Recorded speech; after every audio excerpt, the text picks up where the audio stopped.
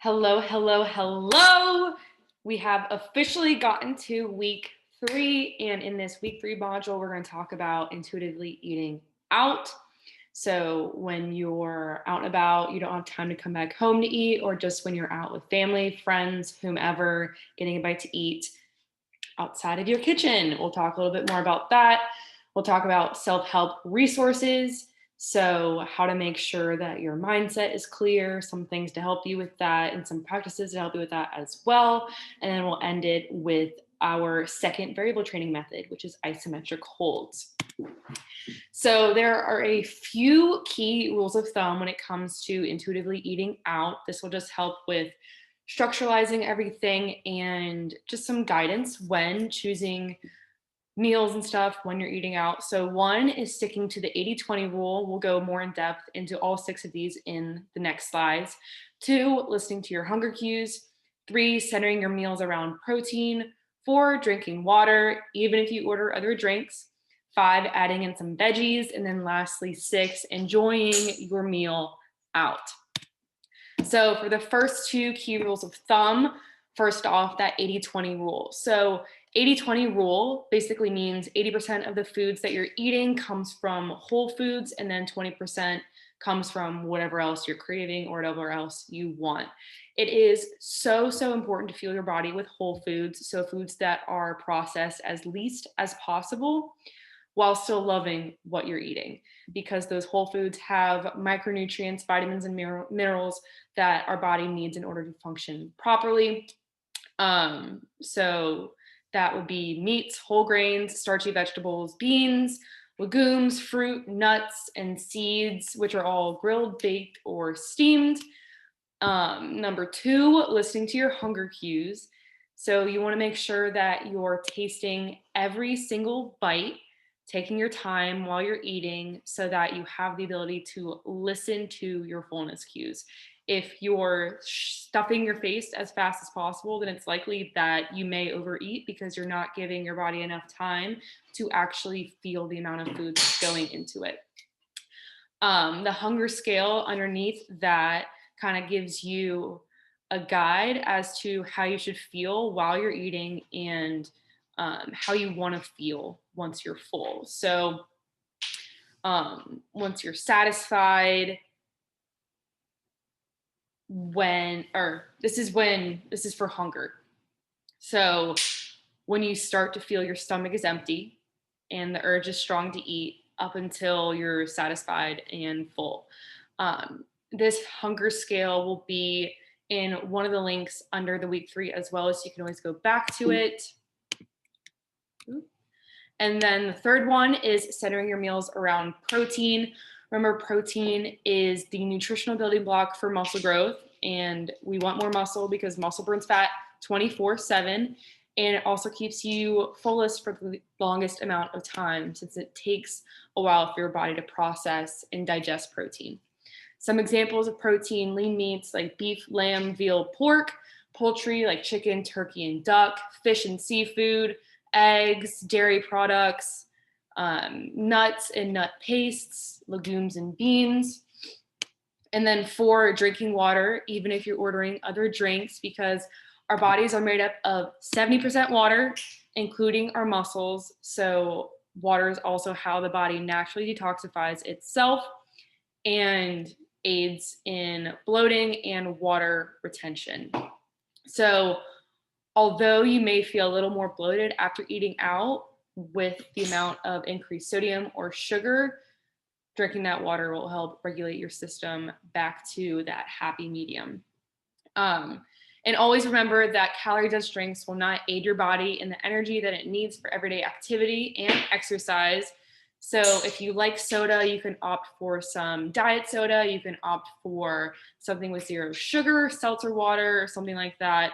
And same goes for coffee. So instead of sugar, maybe using a sugar substitute like stevia, and instead of cream, opting for skim milk or some type of dairy-free milk on top of that. 5 and 6, so the last 2 here. 5, adding in some veggies. So we want to make sure that a complete meal is full with all 3 macronutrients. So protein, carbs, and fats, but we should never overlook micronutrients as well, because those micronutrients are what hold vitamins and minerals in order for our bodies to function properly. So adding in veggies or choosing an option with fruits and or veggies will keep you full by adding in extra fiber and, again, aid in the overall function of your body. And then lastly, enjoying your meal out. At the end of the day, nothing is off limits. If you love burgers, order a burger. If you love pizza, order pizza. French fries, order French fries. Again, going back to that 80-20 rule, you can order and enjoy all of your favorite foods without feeling unhealthy or guilty by simply allowing yourself to have it. And remember, your body reacts to what you eat most of the time, which is 80%. So if that burger, that pizza, if those fries are in the 20, then you're straight. Your body reacts to what you eat 80% of the time. Now, kind of choosing a meal when you're out. These are the steps to figure that out. So cravings, take into account what your body is craving. If nothing in particular, start out with centering your meal around protein. So going back to that protein list and then kind of building your meal based on that protein option. Choosing something that's grilled, baked, steamed are always good options, part of that 80%. And then fried, crispy, tempura, blackened, sauteed, etc. are also good too. They're part of the 20%. Some add-ons, you can always add in protein to options like pastas, smoothies, salads, etc. So if something on the menu doesn't have protein, it's highly likely, like 95% of the time, that you'll be able to add in protein to it. And then sides, keeping that 80-20 rule in mind, it's a good idea to have that side of French fries or mac and cheese when you're craving it. And then when you're not craving anything in particular, opt for some fruit or veggies. And remember that complete meal consists of a lean protein source, carbs, and fruit and or veggies. But remember, that's 80% of the time, 20%, whatever else you're feeling. Then for sauces, dressings, and condiments, some lighter sauces and condiments that won't hurt your stomach, like many heavy ones, are red sauce, vinegars, buffalo sauce, mustards, hot sauce, salsa and pico, soy sauce, and ketchup. So those are the lighter sauces, dressings, and condiments. But if you like others, again, 80-20. The others are part of the 20. And then transitioning into self-help resources.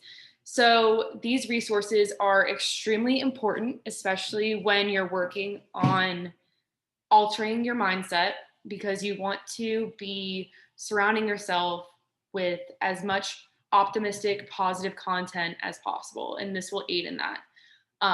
The link above includes some mindset books, audiobooks, YouTube videos, and podcasts that will give you more optimistic outlooks, give you more positive viewpoints and stuff like that in order to reiterate what you're already trying to teach yourself through affirmations.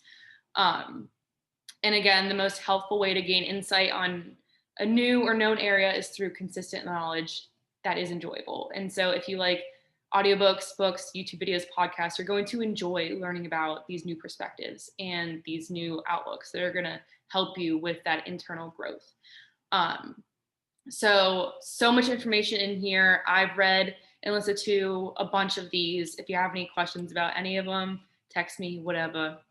And then lastly, so our second variable training method, quick reiteration. Remember, variable training consists of many different manipulation methods that allow you to perform the same basic movement patterns a little differently each week, while still focusing on progressive overload. So increasing the amount of volume that you're using week to week. The small differentiation in the movement will keep you from getting bored with the same exercises every single week. And this week's variable training method is isometric holds. So this week's variable is all about control and patience at the top of each rep. And the goal is to perform each rep of each movement with a hold at the top of it to initiate that increased tension. And remember, increased stress equals increased gains.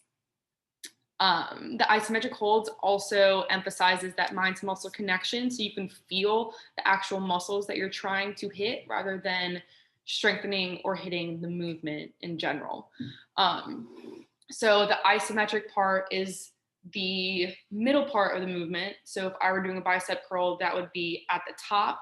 If I were doing a squat, that would be at the bottom. So it's the middle part of the movement. If you have any questions, thoughts, or concerns with anything we talked about during this module, whether it be intuitively eating out, whether it be that second variable training method or the self-help resources, text me, message me, call me, whatever, and we'll walk through those together. But I hope you have an amazing third week,